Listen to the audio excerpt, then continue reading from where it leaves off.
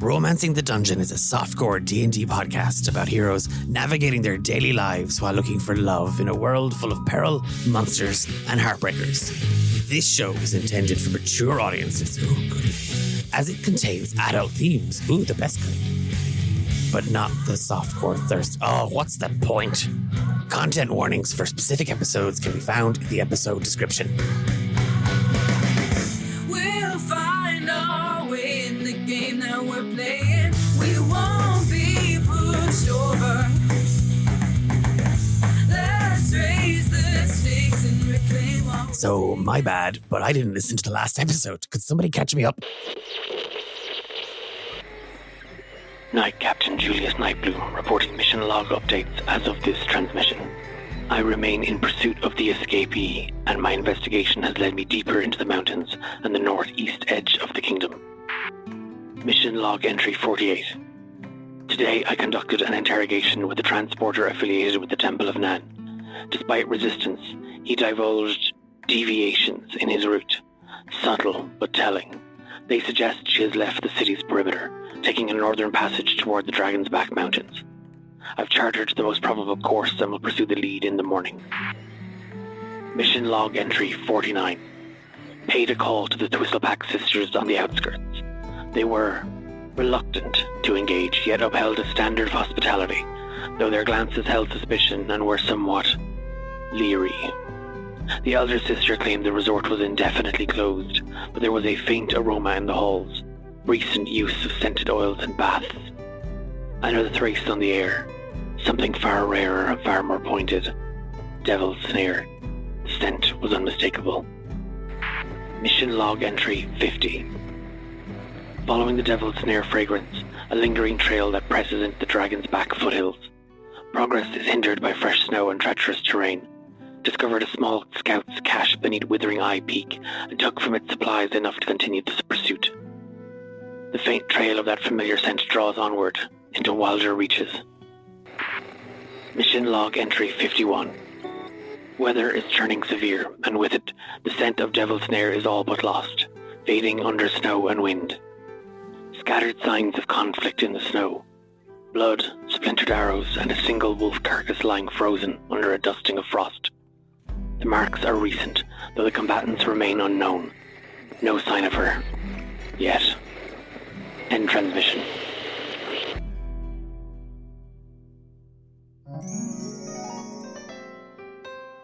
What kind of name is Fia anyway? Like, F-I-A.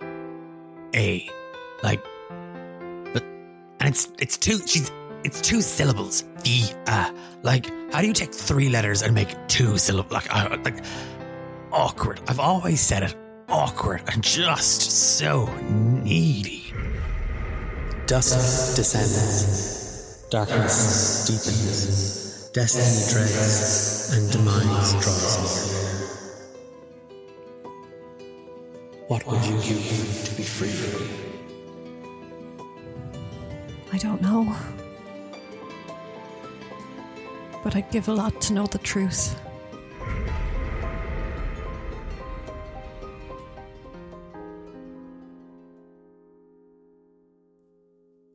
Fia, you wake up in that small room again. Discomfort and pain still gnawing in your stomach. Your head reeling. The metallic taste of blood clinging to your tongue, your lips, your teeth, the back of your throat. You can hear Una outside, like banging away in the kitchen, and it feels loud. It feels as if she's banging the pots and pans just outside the door. As you pull yourself up and out onto your feet, that voice, the darkness, that presence outside, the memories, all of it kind of comes rushing back. And all the physical pain is diminished as the weight of the pain in your heart grows and almost tears you down. What are you doing? Feeling this, just not holding back for the sake of those around her right now. There's not much care in Fia at all, if any. She's always made a conscious effort of trying to be understanding of people and the reasoning for them doing things. She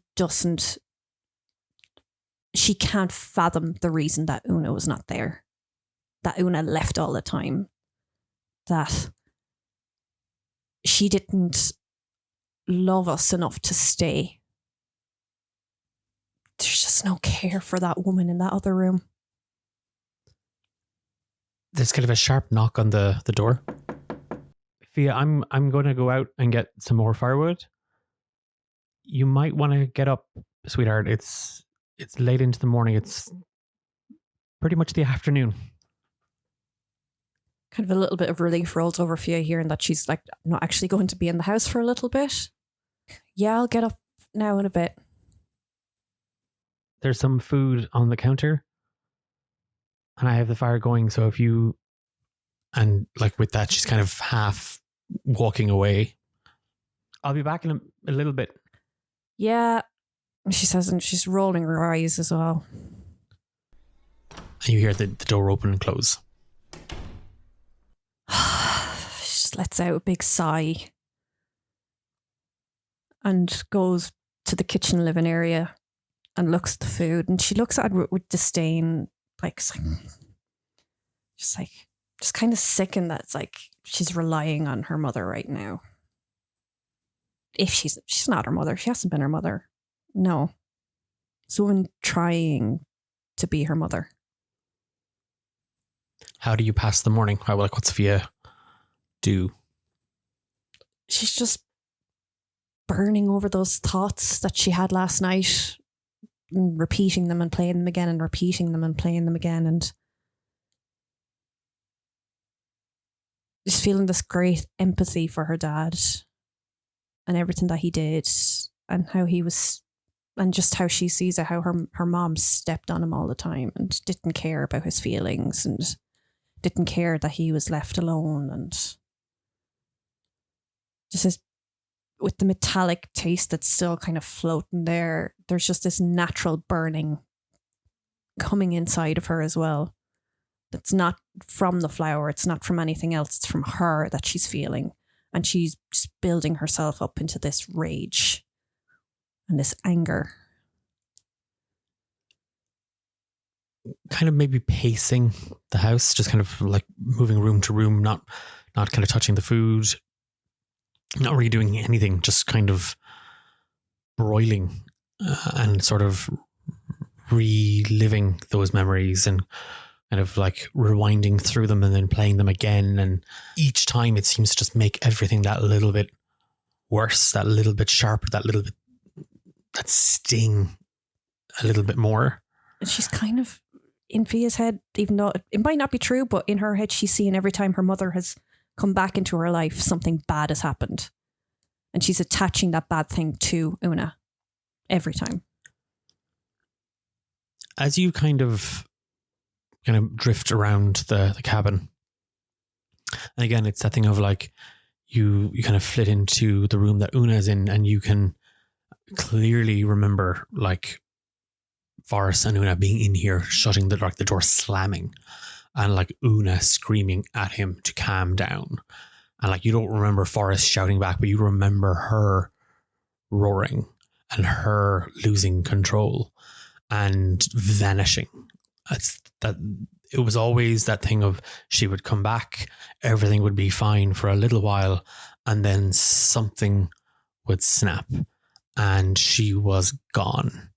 And each time, and it's that thing, like as you're moving through it, some of those memories are starting to make a bit more sense and kind of gain a bit of clarity on them. Every time she left, it was always that little bit longer. She would stay away a little longer, an extra week, an extra month, half a year, 2 years, and she was gone. You hear the door open and close, and just the spilling of timber. Fia? Yeah. Do you have a moment? There's something we need to talk about. Fine. And she makes her way to Una. Is something the matter? What do you care? Her face kind of contorts a little bit, like she's kind of confused. Is there something you want to talk about? Not really. Just tell me what you want to talk about and get this over with. There's a storm coming. It doesn't look to be too bad, but it might mean my contact gets delayed. We should look to maybe make some preparations, maybe get the cabin a little bit less. And she kind of gestures ramshackly. Yeah, whatever. Okay. There's more firewood outside if you want to grab it. And she kind of moves into the kitchen. You know, when you said you wanted to talk, I thought it was about something serious, not a bloody storm. The storm is serious, Fia. We're living in an ancient cabin and we only have so much provisions. What happened? Like, did I do something? Did I say something to you that... You've done nothing. And I mean that in those words, as in you have done nothing. I have been here with you now, and I was trying to feel like I know you, but I don't. And it's really just getting to me how much I don't know you, Una.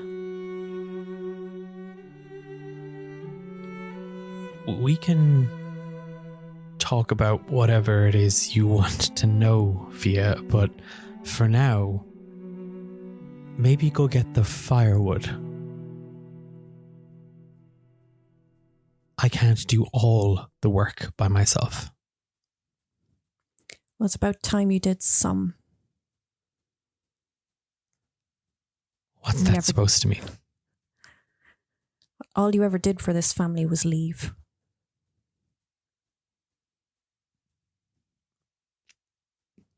You are going to throw that in my face. Every opportunity. So say what you really want to say, Fia. Do you know what? Yes, I am. Because you deserve it. You deserve it. You left us. Not just once, but again and again and again, and for longer until you were just barely a faded memory. You left Dad alone to raise both myself and Quillo, which unfortunately forced us to grow up quicker to help him, which we shouldn't have had to have done.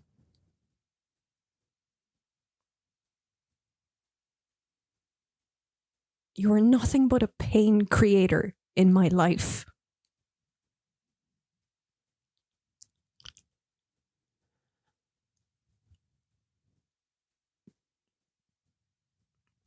I'll go get the firewood myself. Don't bother. I'll take care of it like I have been doing for all of my life. And I go out the door and slam it shut. You can hear kind of as you storm out, the cold hits you, but you hear kind of a clanging, like she's thrown something into the wash pot, like angrily. There's just silence then in the cabin. You hear a few moments later as you see that again she's kind of fashioned a sleigh almost out of some rope and a tarp, and there is a bunch of logs sitting on it, and you can see she's dragged it in from like somewhere beyond from the woods. You can see kind of where she's been out all morning. You hear a door slam inside the cabin, and overhead, yesterday where the sky was that sort of burning yellow and kind of like washed out bluey green, it's grey.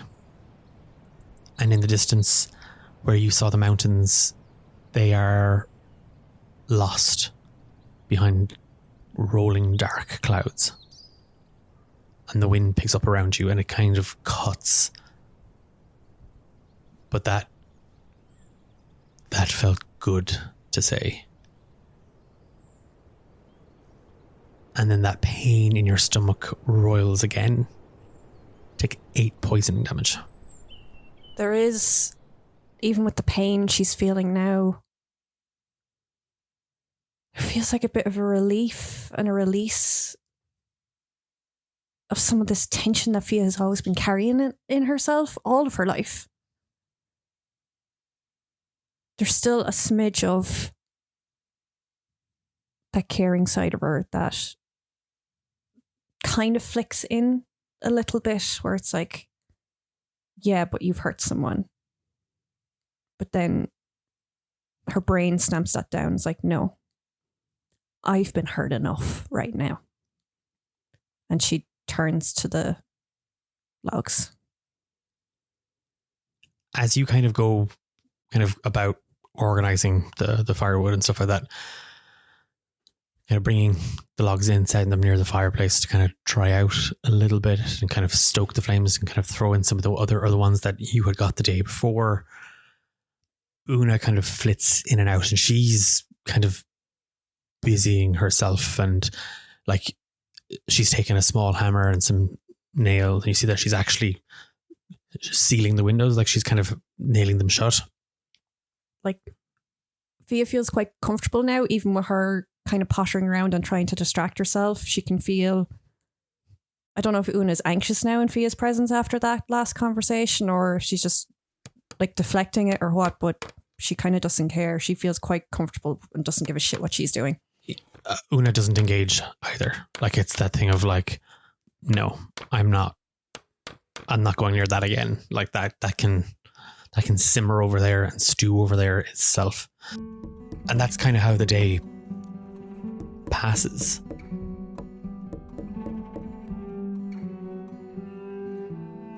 As the day rolls into the night, the wind has picked up drastically, and you can hear it rattling against the glass. And every now and again, as a gust sort of billows over the top of the cabin, you see the actual flames in the fireplace kind of spin up and dance around it, and there is that kind of a catch of smoke that kind of fills the room a little bit. Both you and Una sitting there kind of in silence, just tucking into yesterday's stew. I think in a way Fia's reveling in this discomfort. She wants Una to feel uncomfortable in her presence, and she's hoping that Una doesn't. Like, it's that thing of like she filled your bowl, she put it on the table, there's a spoon beside it. Yesterday she was practically spoon feeding you when you woke up, and she was trying to like get some nourishment into you. Today it's just that thing of like, we are two people sitting in a room and nothing. As she finishes, she gets up, she puts the bowl back into the kind of the kitchen, she leaves, and she goes to bed, and she closes the door. She doesn't slam it, but it shuts. And as you are set up, kind of like, it feels a little almost like kind of a victory. Like, it feels like you've scored a point. Yeah, I stuck it out here longer. That, and like, clearly Una is on the back foot here. Like, it's that thing of like, you stuck her, like you got her with that, because she hasn't retorted, she hasn't reacted, she hasn't, it's that thing of like, you have the upper hand almost. and just finishing the food, and it's kind of hard to eat. Like, it's that thing of your stomach still doesn't feel good. As you kind of like pour the rest of it back into the pot and you add 1 or 2 more logs to the fire, you bundle yourself up in front of it under blankets, and outside the wind howls, and for a brief moment that howling, it's something else. It sounded like a wolf howl, like just that sort of like kind of cutting through the night air, but it didn't sound right. Like it was like a wolf's howl, but maybe it's in pain, maybe it's like hurt from the blizzard or the storm or whatever separated it. It sounded a pained howl. And you fall asleep. When you wake up the following morning, you see that the storm hasn't let up, and there is just a hail of snow and sleet pelting against the cabin. And Una doesn't say anything, doesn't react, doesn't respond. She kind of goes to the window to kind of survey, goes back. She has a bite to eat. She's kind of checking. She checks the fire. She goes back to her room. She comes up, checks the fire. She goes back to her room. She's not making any conversation. I think in the time that's passing as well, like Fia's starting to do her own little things that bring her happiness, just being very selfish for once in her life. You know, thinking about her. What makes her happy? Okay. Well, writing makes her happy. Also doodling recently, being able to doodle little things. So with some of the paper that's left over, she's been practicing doodling different things, and she ends up drawing things that her friends have and thinking about them.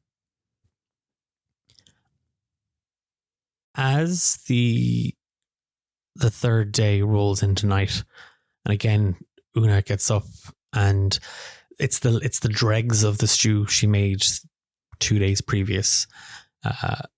She doesn't bother serving you a portion. She fills her bowl and she heads kind of back to her room. She's kind of got a small little candle and she shuts the door. You're left alone again here in the living room, and it's kind of nice, like just the wind howling outside, the cold being kind of kept at bay by the fire. It's that thing, and you were just drawing, and you were like, you're drawing, you know. I can imagine I'm drawing like AJ's bow. I'm drawing Festa's what is it she has? Her scythe. I'm drawing the disco stick that Nate had, and I'm drawing Ivan's little shield and just different things. Like, as you are kind of like, you've filled kind of one of the last pages with just sort of sketches and scribbles, and kind of with nothing else really. Looking around, you see that book that Una had, The Faraway Wishing Tree. It's on the small little bench that your father worked at. She's either left it there or she's forgotten about it, but it's sitting there. Having kind of finished doodling, I take it up and I start flicking through it and reading it. Give me an insight check. 22. Okay, take 8 poison damage. You move from the chair you're sitting in, and when you do, there is just that uncomfortable pain. You push through it, and it's that thing you actually, this time you feel yourself kind of wincing, like the entire kind of left side of your face is kind of twisted with the pain. It almost feels like it's kind of spreading through you. You reach for the book and you take it.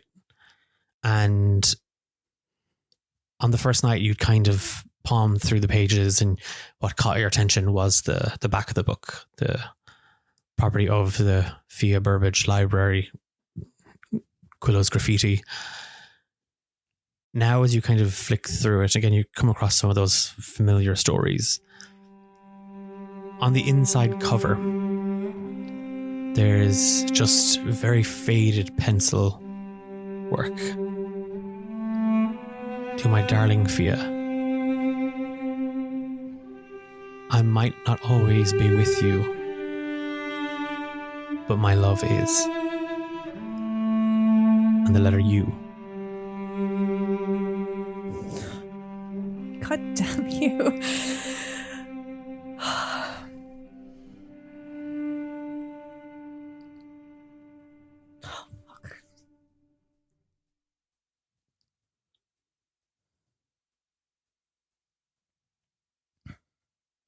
This smugness that Fia's had kind of melts.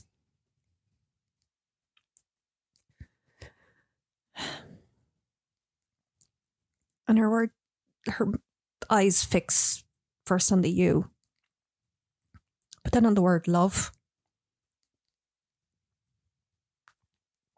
And she looks at the love that she's had in her life. The different kinds of it. Quillow with the, I'm doing this for the best outcome kind of love. Her dad with the, I'm trying to make you laugh kind of love. Her mom with her absent love. And realising that even though there was absence, there was love there. And then she looks to the other kinds of love that she now has in her life. She looks to the girls' school crush love that she had for Nate that turned into a protective older brother kind of love. The snarky, don't touch me love that Hephaestus has for her, but will still always cuddle Fia when they were out camping together kind of love.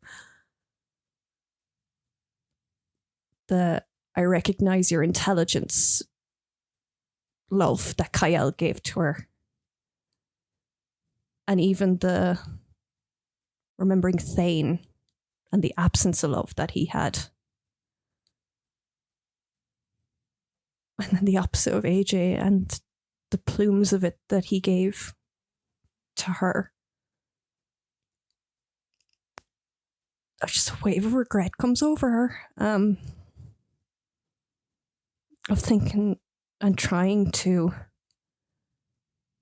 categorize the love that she's had in her life, that it should be just this one thing, and trying to force it to be this one thing in trying to have control over it.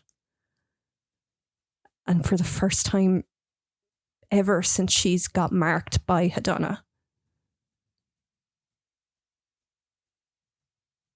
she looks up and has this wave of clarity over what Hadonna meant by do right by love.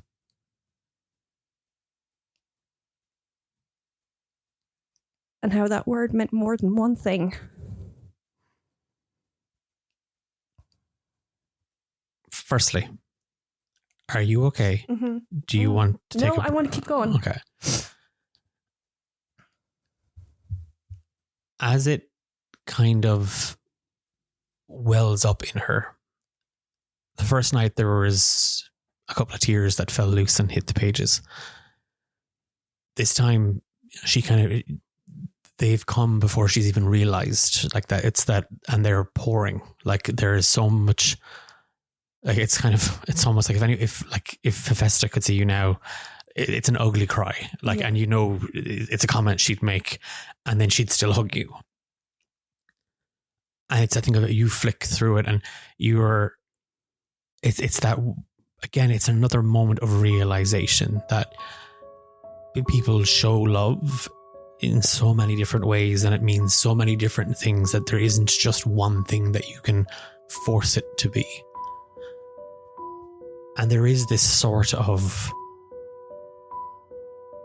moment where it's almost like you have stumbled onto a truth that you've always known but never really looked at.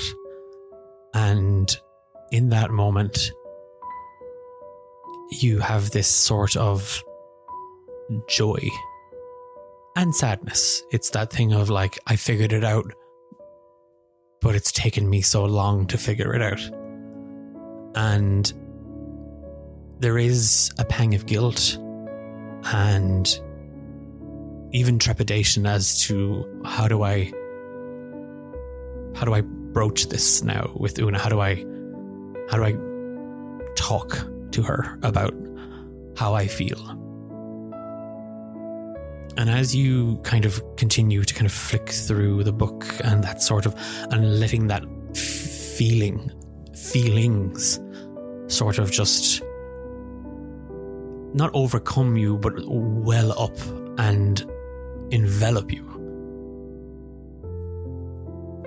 I think actually just be in her for sure. You feel somebody watching you. Standing at the bench, holding the faraway wishing tree, and tears in your eyes, there is somebody outside the window, staring in at you.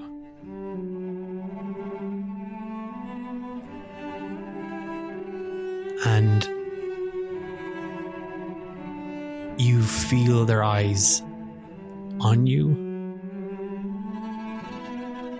perceiving you, seeing you, all of you, and it is an invasive stare.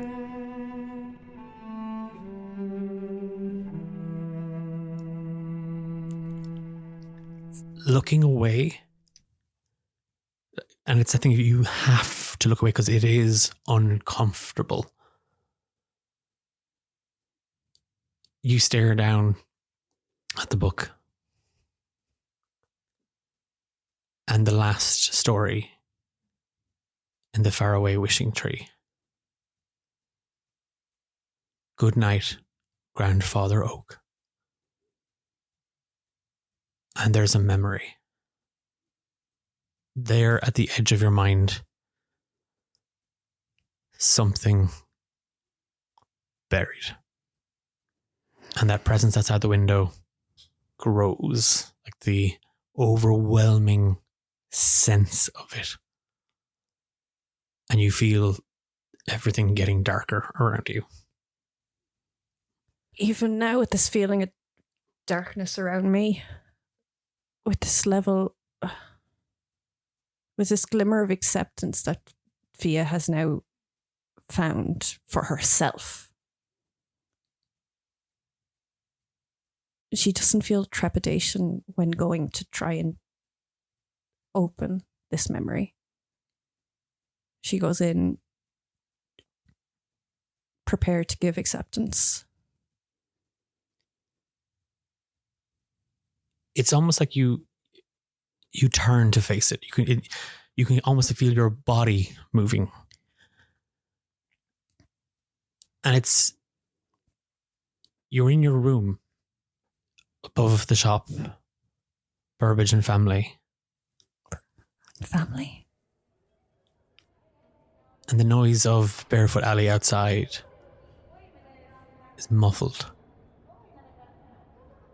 And Forrest is at the edge of the bed.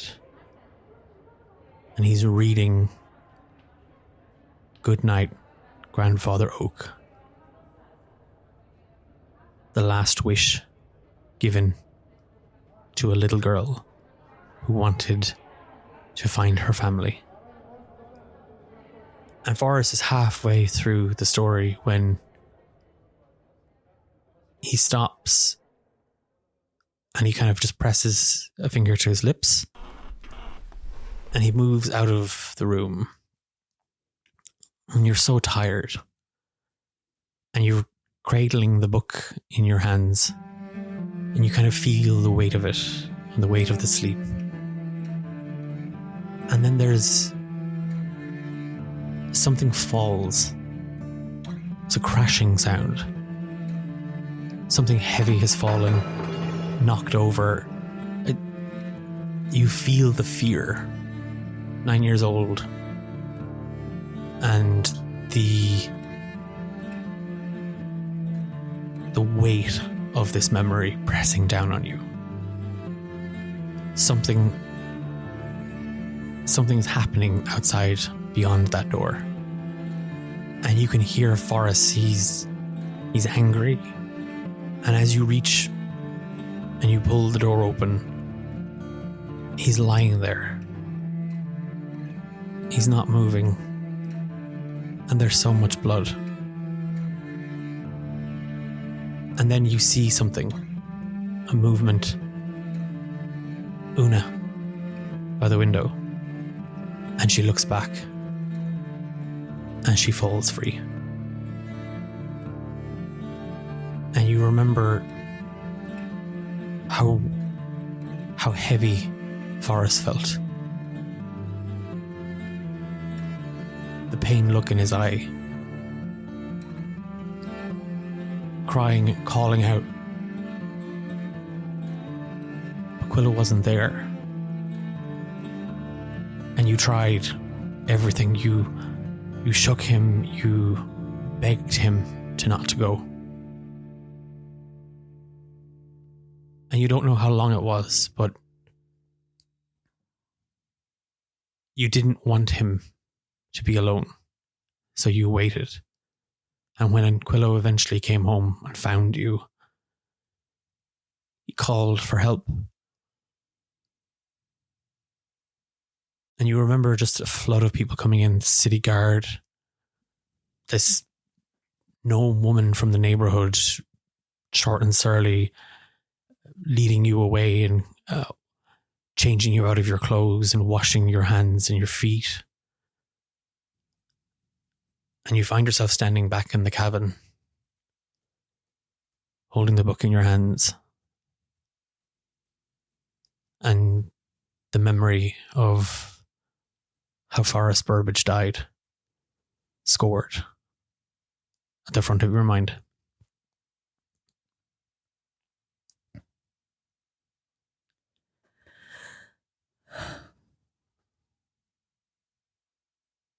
There's just a wave of pure devastation that flows over Fia right now.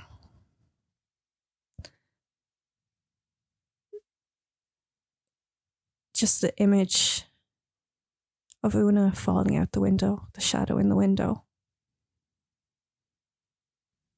The catatonic state that she was in beside her dad. Just this devastation just covers her like a shroud. After all of these good thoughts that she had just had just before this moment were in her head. You feel these two long, heavy arms just embrace you. Dark grey skin draped in this delicate, intricate black silk. And you feel their whole body press against you, and they are cold, Fia.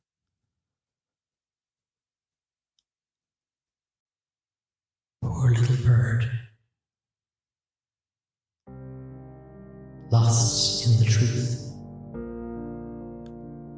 And there is a wave of deja vu. A sense of familiarity and the unknown from her voice and her presence and her embrace. Love is so many things, but above all else, love is a poison. It takes root. Deep inside you, it takes hold. It invades all of you. Twisting, weaving, controlling.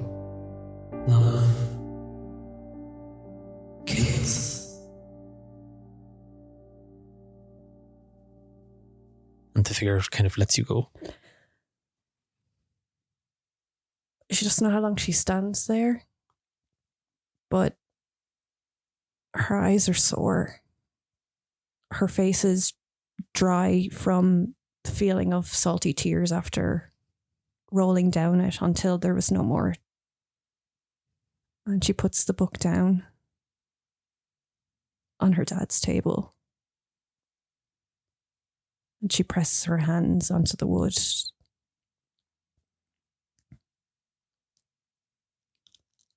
And still just this devastation just covers her like a blanket.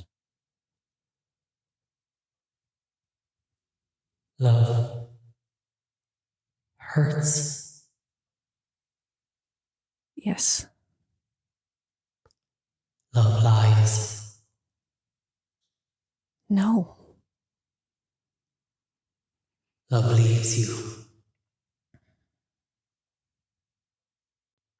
Love takes from you. Not always. Love withers and dies. But the memory remains. Like poison. No. Not like poison.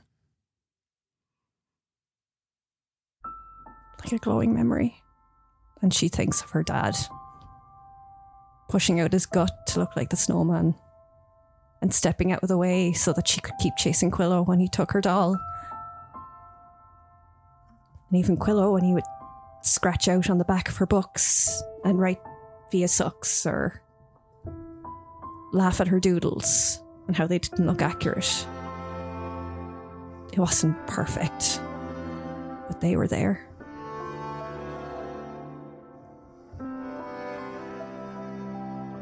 You are not ready to see the truth. Little bird, so close. Ask her. Ask her who you are, who she is. Ask her for the truth. Little bird.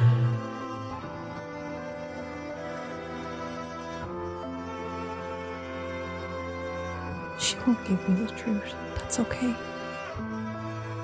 It's not who she is. A time is coming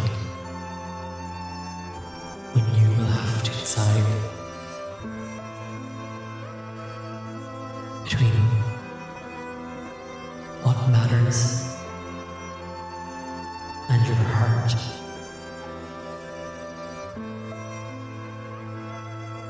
In Fia's head, the same images for both flash in her head. And that's her brother and her friends.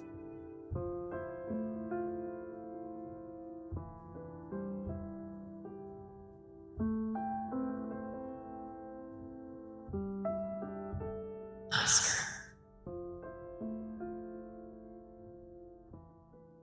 And there's this moment, Fia, when again you feel that presence and it's there and it's bearing down on top of you and it is gone and you're awake and you are holding a long black and violet feather in your hand.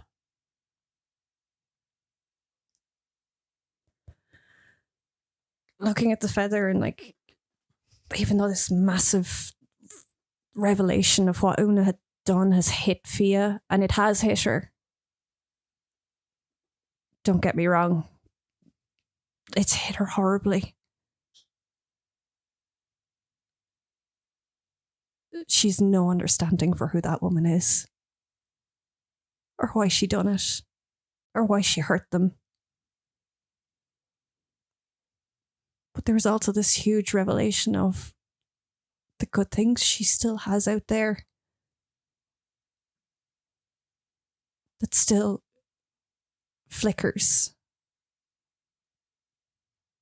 it's not totally snuffed out for her yet. The anger hasn't fully taken her.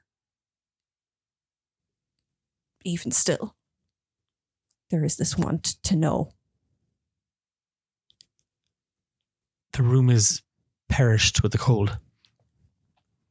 And looking around, you see that the fire has kind of dwindled all but. Like there's still some glowing embers. There's no sight or sound of Una. You can tell it's maybe morning or afternoon. It's the storm hasn't let up. It's grey outside. You can still see snow kind of blasting past the window, and every now and again just the pane of glass rattling as if it's about to buckle and crack.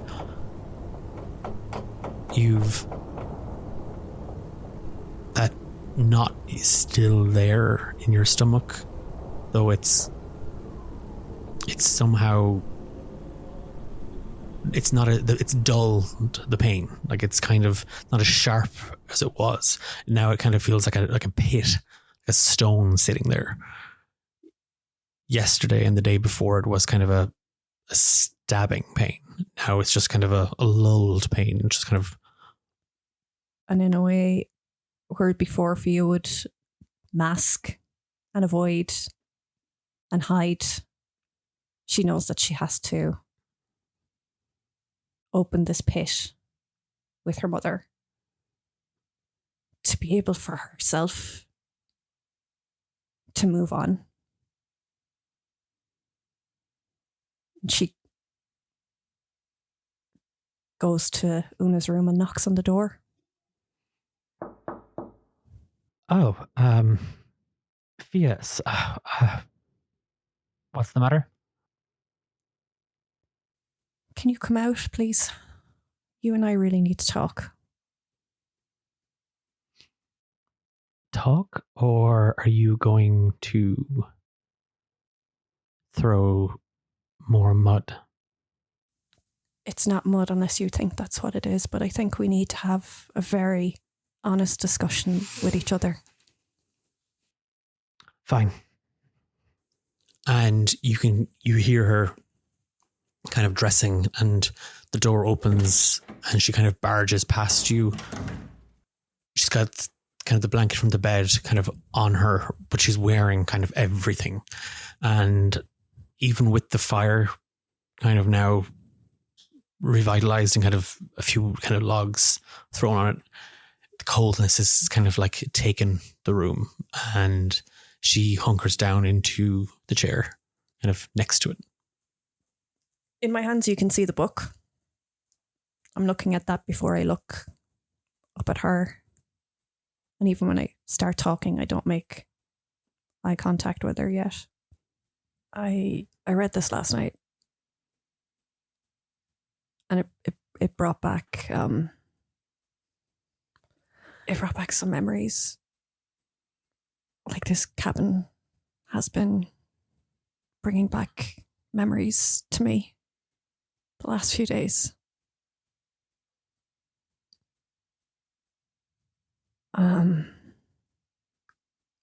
I read your note in it.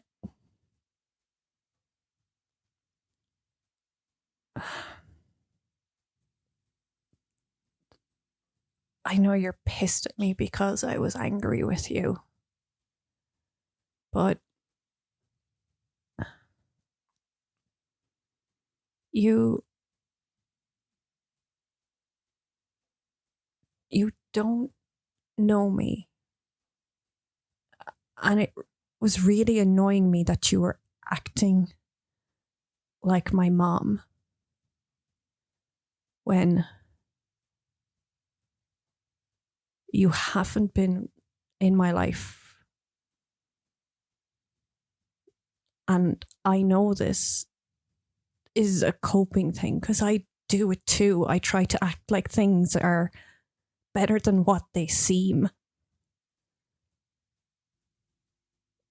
I do remember something else from the shop.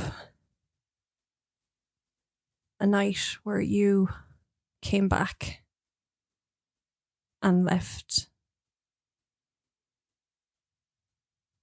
with Dad dead on the floor. And you see her eyes widen a little bit. I remember you telling him and screaming at him that you had no choice. You had no choice when you would argue about why you were leaving. But why did you kill him? He was all we had when you were gone. She looks away, like she'd been kind of meeting your eye as you were talking to her. And when you level that at her, like you just see her kind of like, her whole body language shifts. Like she was sitting there, not like listening and kind of not interrupting, not saying anything. But now she's kind of shifted. You are asking me why I killed your father. She stands up. I could say anything. I could tell you anything, Fia. And you wouldn't believe me. Even if it takes me time to believe you or not, I just want you to tell me the truth of what you went through that brought you to the point that caused you to stab I didn't. You were there. You have no idea what you're talking about. I saw you falling out the window and him on the ground and covered in blood. I might have suppressed that to protect myself, but it's... I'm not doing this, Fia. I'm not having this conversation with you. Why not? You can stand there. You can tell me I'm not your mother. You can call me a bad mother. You can say whatever you want to say. You were not a great mother, but that's it. You can't deny that. I think you're denying that for yourself by saying that. You said I don't know you. You don't. That's okay. You weren't there. Well, let me tell you something, Fia. You don't know me. I know. But I'm asking you because I want to know why you did. I did not kill. And you see her hesitate.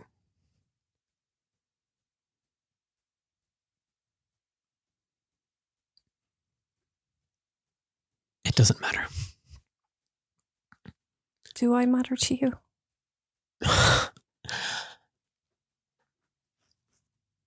Why did you come back into my life now? After all this time when Dad was gone. Did he scare you? Is that why you were never around? If so, why did it take you so long to come back?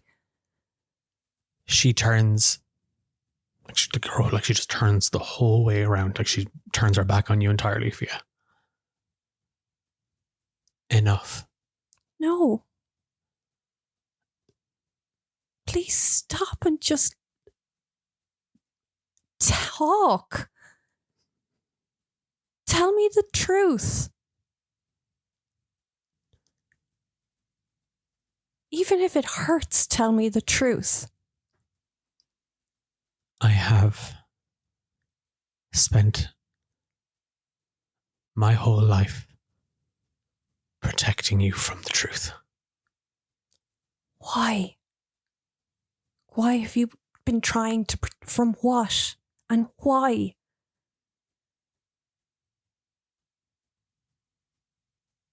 There's a caravan. It should be here in 2 days.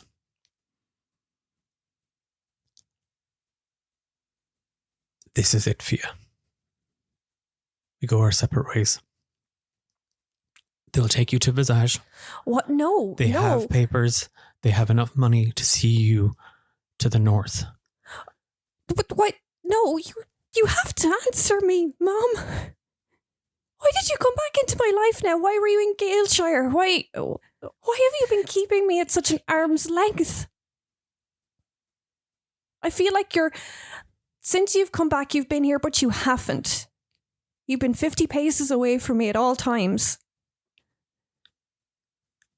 Goodbye, Fia. No, stop. No. And she, like that, she grabs the cloak from the back of the chair. I run up to her and I grab her arm. No, you can't go. You have to talk. You have to tell me what's been going on. As you reach around her, there's just a poof of purple and black smoke, and she's at the door. As you kind of stumble forward where you went to kind of grab her, she swings the door open.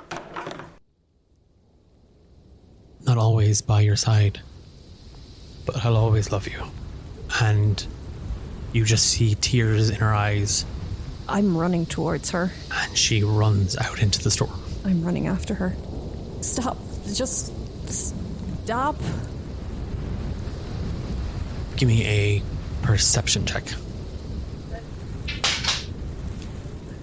I got a nat 1. Okay. As Una races out into the storm, and Fia, you give chase, immediately you are battered by the wind and the snow, and spilling out into the yard, you almost kind of lose your footing as you see her kind of vanish into the snowstorm. And up onto your feet, running after her, like you're scanning every way you can, but it's difficult. And as you call out to her, you just hear the wind kind of howl and whistle, almost as if it's mocking you. And you're not sure where the cabin is, you're not sure what direction you're running, you're not sure what direction Una is. And as you kind of whip around, you see a little way in the distance just a silhouette, a figure just sort of standing there as if it's also looking. I go towards the silhouette just thinking it's her, and I'm full on screaming to her. It sounds like my voice is tearing, screaming Mom into the air. And it's hurting. It is hurting. As you race towards the figure, it's that moment where as you call out to her, you see them turn. And there's that moment of, I found her. As she turns, that sense of hope vanishes, Fia, as you come face to face with Julia, the Codus. And she's dressed very similar to how you saw her back in Galeshire, that long figure-hugging dress. But she's wearing this very heavy fur, snow white leopard fur cloak and hood, and that's kind of whipped back, and you see her long hair just sort of caught on the wind. You're more like your mother than I gave you credit for. It's a miracle you're still standing, Fia. And she just takes a step back as she just kind of holds a hand up. And moving in around her, you see 2 giant wolves, stabbed and stuck with arrows, their corpses half hanging on, and behind her, the lumbering frame of an orc. And we'll end it there. You dirt! Oh!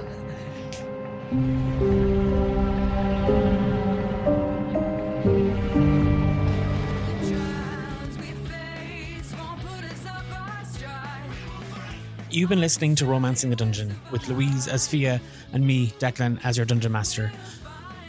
Not exactly a very light and easy breezy episode, and I've mentioned this before and I think it's worth saying it again. If you're going to delve into heavier themes and tones in your games, do check in with your players before, during and after. You might think it's going to interrupt the flow of the game, you might think it's going to interrupt the flow of the narrative. It's not. It's going to ensure that everybody around that space is comfortable, happy and enjoying themselves as you dive deeper into your world and the story that you want to tell. A big thank you to Stephen Tynan and Abby Soiree for our theme song, Fight for Each Other. Title card and podcast artwork is by Dahi C Designs. We're back in 2 weeks' time for another episode, and it is the finale in the Fia arc, and I'm really, really excited for you to see where it goes. I just want to actually take a second to say, Louise, I hope you listened to this the whole way to the very end, because thank you for just wow, for the game that you are playing and for the story that you are telling and letting me part of. If you want to check out more from D8 Dungeon, you want to see what we're about and what kind of stuff we put out there, you can check us out on twitch.tv/D8 Dungeon. We stream every Monday and Thursday. You can find us on all social media platforms at D8 Dungeon. Why not check out our Discord? And if I could just bug you, if you are, wherever you're listening to this, if it's on YouTube or Spotify, Apple Podcasts, wherever it is, if you wouldn't mind leaving a thumbs up, a like, share, 5-star review, anything to kind of help us reach a bigger audience, that would be much, much appreciated. That's it from me. See you in 2 weeks' time for another episode. Mind yourselves. Let's raise the stakes and reclaim what was taken and fight for each other. She wants Una to feel uncomfortable in her presence. And she's hoping that I never said Una wasn't comfortable. well, no, but I know if she is or not, but no. she's trying to project that out. Yeah, I get you.